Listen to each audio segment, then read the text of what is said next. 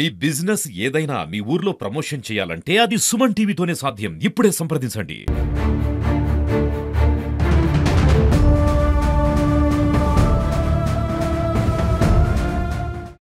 Welcome to Suman TV. ప్రస్తుతం మనం మహబూబాబాద్ జిల్లా కేశంద్ర మండలం నారాయణపురం గ్రామంలో ఉన్నాం.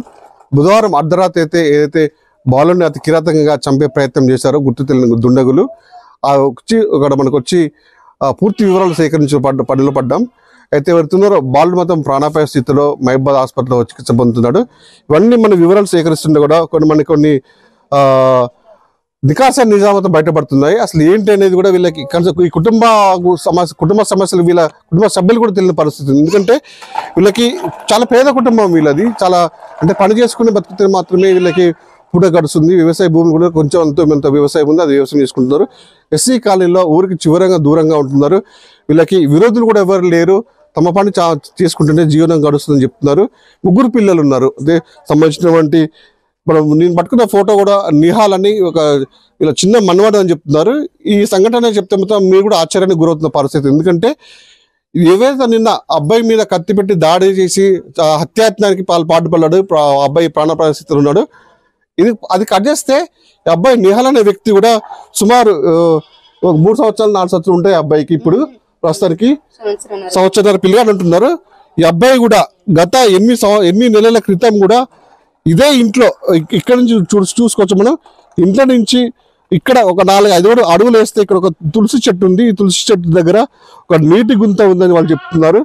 ఇదే ఇక్కడ ఉన్నటువంటి నీటి గుంత ప్రస్తుతానికి అయితే ఇది బూడిపేసారు ఈ గుంతని మాత్రం. ఇక్కడ ఈ అబ్బాయి ఆడుకుంటూ 8 నెలల క్రితం వారం రోజుల్లోనే 3 సార్లు కూడా ఇదే గుంతలో పడి ప్రాణాపాయం నుంచి బయటపడ్డాడు.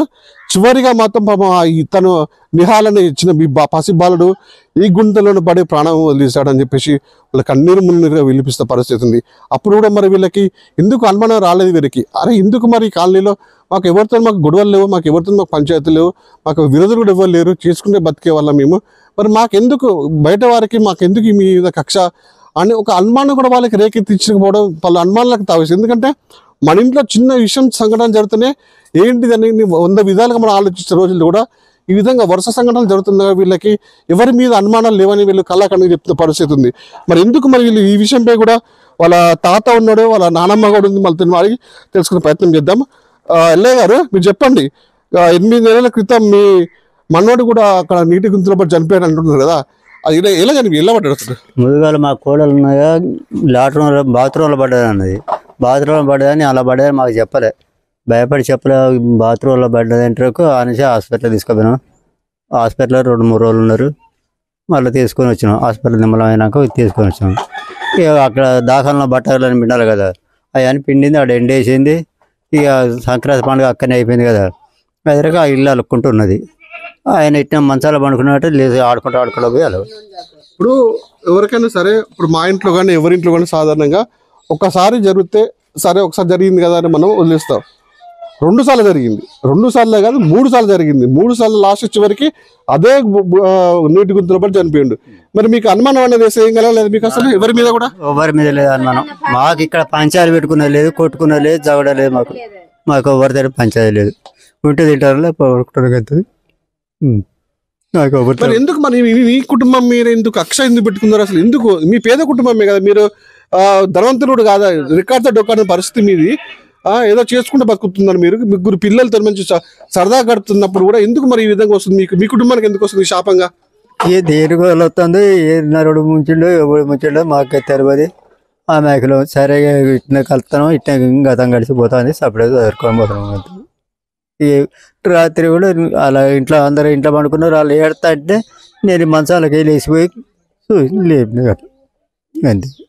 అదే అంటుంటాను ఎల్లయ్య, ఎంత జరుగుతుంది మీ కుటుంబం మీద? మరి పోలీసులకి ఎవరి మీద అనుమానం ఉందని రావట్లేదు? మీకు అనుమానం రావట్లేదు ఎవరి మీద? ఇంతవరకు ఎవరి మీద అనుమానం లేదు. ఇక్కడ మేము వాళ్ళ పాపం చేయలేవు. పంచాయతీ వీటిలు ఊళ్ళలో కూడా తండలు కానీ ఎక్కడ ఉన్నాడా లేడా అన్నట్టే ఉంటుంది.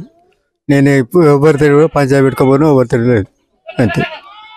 అమ్మ మీరు చెప్పండి అమ్మా, ఏందమ్మా మరి ఇంత జరుగుతుంది కూడా కుటుంబంలో? బాలు చిన్న పిల్లగాడు 8 నెలల క్రితం గుంతలు పడి చనిపోయాడు, అనుమానం రాలేదు. పోలీసులకు కూడా మీ సమాచారం ఎవరి మీద లేదు సారు, ఎవరి మీదనన్నా మేము పంచాలు పెట్టుకొని మాకు అనుమానం ఉంటే సరే మా పిల్లని వాళ్ళే చంపిర్రో వాళ్ళే సావదెంగిర్రో అని ఎవరి మీదనన్నా పంచాయతీకి పోదు. మాకు ఎవరి మీద అనుమానం లేదు కాబట్టి మేము ఎవరినన్నాం సారు, ఎవరినన్నా తలుచుకోకనే సప్పుడే కూకున్నాం.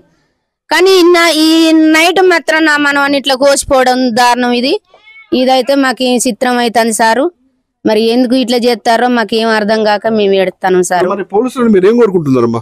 ఏం కోరుకుంటాను అంటే మాకు న్యాయం ఒక్కటి, మాకు సిటీ కిమ్మర్ కావాలి, మా పిల్లలకి ఏ భయం లేకుండా మాకు సెక్యూరిటీ కావాలి. ఉత్తరగతి విన్నారు కదా, ఇవాళ ఒక పెద్ద మనవాడికి ఆరోగ్య పరిస్థితి బాగాలేక హాస్పిటల్ ఉన్నాడు. చిన్న మనవుడు నిహాల్ కూడా 8 నెలల క్రితం కూడా చనిపోయి అక్కడ గుంతలు పడి చనిపోయిన సందర్భం చూసినాం. ఆయన కూడా వీళ్ళు పాప బిక్కుమంటూ కూడా కాలం వెళ్ళిస్తున్నారు. అంటే మాకు కుటుంబంతో పిల్లలతో మాకు ఆల్నా పాలనా ఉంటుంది, మేము వాళ్ళతోనే సరదా గడుపుతాం. అలాంటిది మా పిల్లలు మీరు ఎందుకు కన్నేశారు, వాళ్ళు అసలు ఏంటిది, మాకు అయమయ పరిస్థితి నెలకొల్పింది, మేము చావాలా బతకాలా అనే ఒక ప్రశ్నార్థక వాళ్ళ కుటుంబాలు పేద కుటుంబాలతో కనిపిస్తుంది. చూడొచ్చు ఎంత మంచిగా చిన్నపిల్లలు ఆడుకుంటున్నారో. ఎందుకు మరి ఈ ఘటనకి సంఘటన ఎవరు పాల్పడుతున్నారు? పోలీసులు కూడా దీనిపై ప్రత్యేక శ్రద్ధ చూపి దీన్ని మాత్రం ట్రేస్ చేయాల్సిన బాధ్యత పోలీసులపై ఎంతేనుంది.